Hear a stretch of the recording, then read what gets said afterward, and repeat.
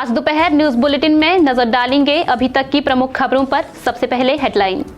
This bulletin is brought you by SD public school Hamirpur. पानी की टंकी में बिहार के आभूषण कारोबारी की लाश, छानबीन में जुटी पुलिस।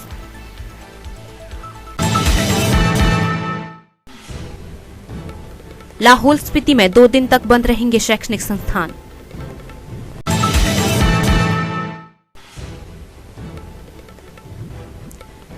राज्य स्तरीय बैडमिंटन प्रतियोगिता का आगाज, 150 शटलर दिखाएंगे दमखम।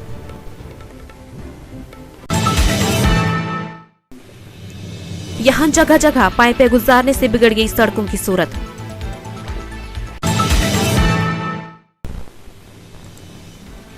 प्राइवेट स्कूलों के 250 बच्चों की स्क्रीनिंग, इस रोग के 10 केस।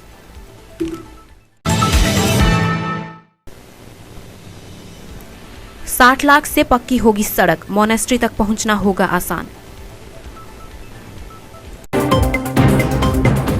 अब खबरें विस्तार से। नेरवा में चंपारण बिहार के आभूषण कारोबारी का शव संदिग्ध अवस्था में मिला है।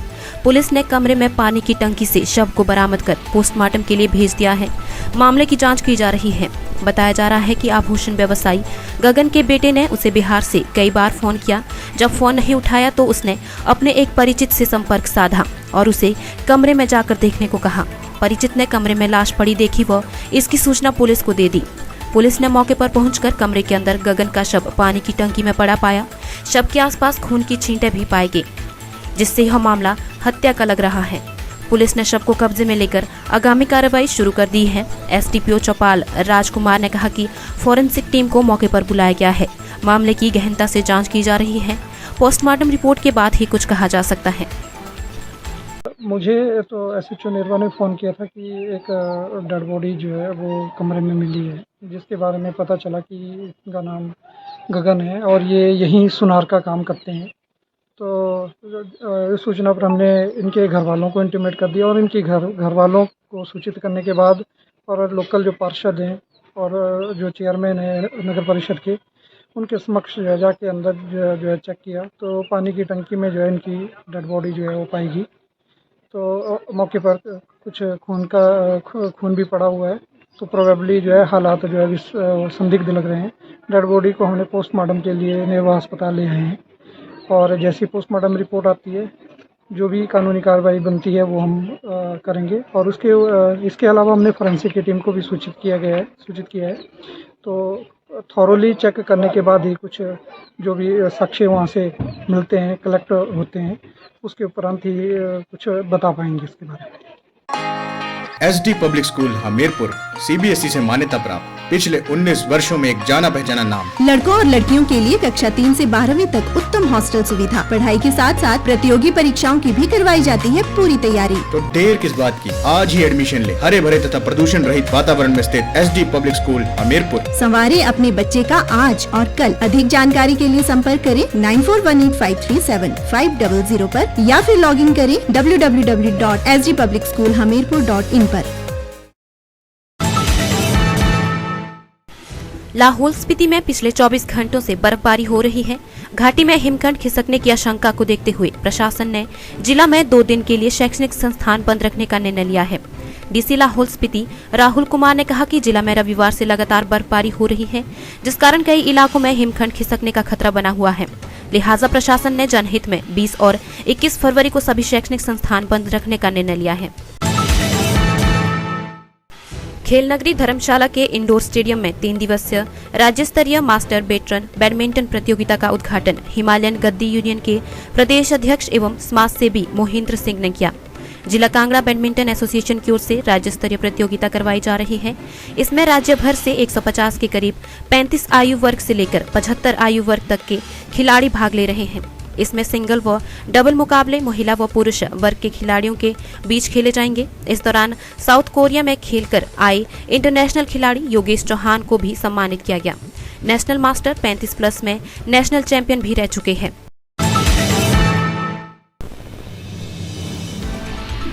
विधानसभा क्षेत्र जवाली में जल शक्ति विभाग सड़कों की हालत को बिगाड़ रहा है। विभाग के ठेकेदारों द्वारा सड़कों की निकासी नालियों में ही पाइपों को डाल दिया है और उनको दबाया तक नहीं गया है। ऐसे में लोक निर्माण विभाग जेसीबी लगाकर निकासी नालियों को निकाल नहीं पा रहा है। जगह जगह सड़कों को ड्रिल मशीन लगाकर खोदा जा रहा है। पेयजल पाइपें क्रॉस करने के लिए सड़कें लगातार उखाड़ी जा रही हैं। सड़कें उखाड़ने से सरकारी खजाने को चूना लग रहा है, लाखों रुपए बर्बाद हो रहे हैं। दोनों विभाग मिली भगत के कारण एक दूसरे पर कार्रवाई नहीं करते हैं। इसके बारे में लोक निर्माण विभाग जवाली के सहायक अभियंता अंकित चौधरी ने कहा कि अगर कोई पाइप सड़क क्रॉसिंग करके डालता है तो उसकी परमिशन लेनी होती है। पाइप को 1 फुट तक दबाना होता है। अगर कहीं पाइपों को दबाया नहीं गया तो उस पर एक्शन लिया जाएगा।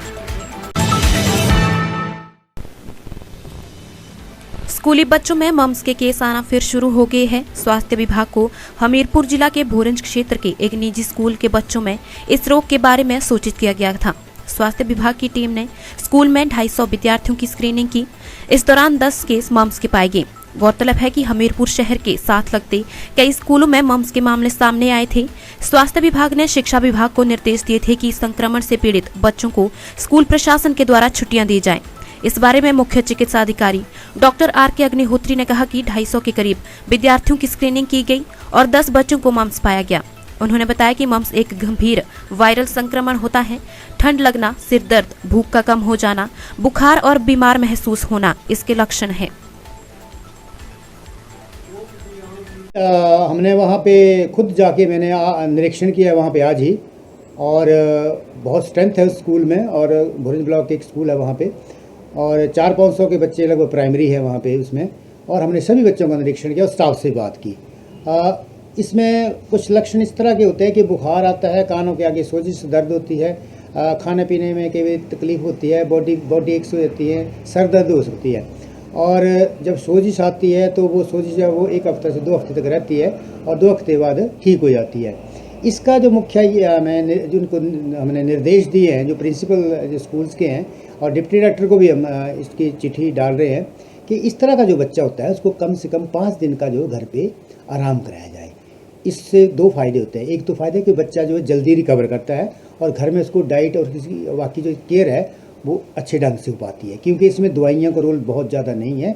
सिर्फ बुखार को हमने कंट्रोल करना होता है या पेन को, जिसके लिए कि सिंपल हम पैरासीटामोल वगैरह ही देते हैं और दवाइयाँ नहीं देते हैं। और दूसरा फ़ायदा है कि उस बच्चे से इन्फेक्शन बाकी बच्चों में नहीं जाता है, क्योंकि बहुत ही इन्फेक्शियस होता है ये।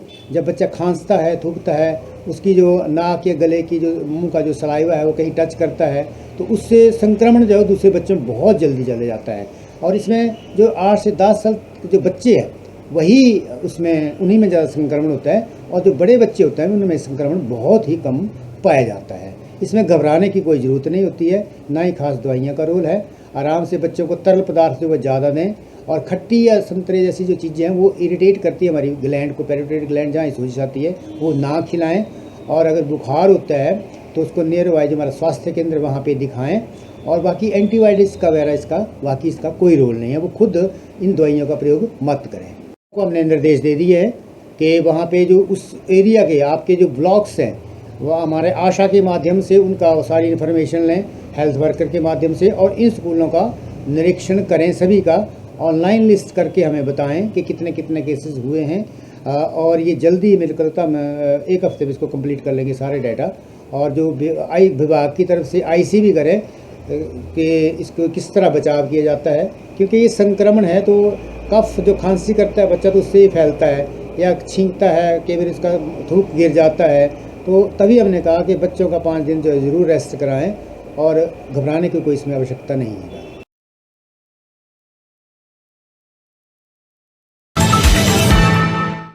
लोक निर्माण एवं शहरी विकास मंत्री विक्रमादित्य सिंह ने मैनरी मोनेस्ट्री दोलांजी में लोसर के उपलक्ष्य में आयोजित मुखौटा नृत्य में बतौर मुख्य अतिथि भाग लिया। इस अवसर पर विक्रमादित्य सिंह ने इस धार्मिक अनुष्ठान के शुभ अवसर पर उन्हें आमंत्रित करने के लिए आभार जताया। कालाघाट मैनरी मोनेस्ट्री तक सड़क को पक्का करने की मांग पर लोक निर्माण मंत्री ने कहा कि कालाघाट से गनियार तक सड़क को पक्का करने के लिए 60 लाख की स्वीकृति प्रदान की गई है। श्रद्धेय परम पावन 34वें मैनरी ट्रिजन रिनपोछे ने लोक निर्माण मंत्री का परंपरागत ढंग से स्वागत किया। मोनेस्ट्री है यहाँ पे टिबेटियंस की राजगढ़ में, उसमें मुझे आने का मौका मिला। और जो इनका नव वर्ष लोसर मनाया जाता है बहुत ही पारंपरिक तरीके से। उसमें सारे यहाँ के जो बौद्ध धर्म के लोग हैं, जो केवल किसी क्षेत्र से नहीं मगर पूरे प्रदेश से यहाँ पर आते हैं, उनके साथ मुझे उनके नए साल में शिरकत करने का मौका मिला। और जो आपसी प्यार और एक आपसी जो लगाव इनका हमारे साथ रहा है, हमारे समाज के साथ रहा है, उसको बढ़ावा देना ये हमारा दायित्व बनता है। आज इसीलिए मैं यहाँ पे सरकार के सरकार के एक यहाँ पे प्रतिनिधि के रूप में यहाँ पे उपस्थित हुआ हूँ और इनको पूरा विश्वास दिलाया है कि इनके मॉनेस्ट्री के लिए भी पूरा सहयोग हम यहाँ पे देंगे और उसके साथ साथ जो क्षेत्र के विकास के लिए भी सारा योगदान दिया जा सकता है, उसको भी आने वाले समय में और मजबूती के साथ उसके ऊपर भी कार्य करने का हर संभव प्रयास करें। आज दोपहर न्यूज बुलेटिन में बस इतना ही। देखते रहिए दिव्य हिमाचल टीवी।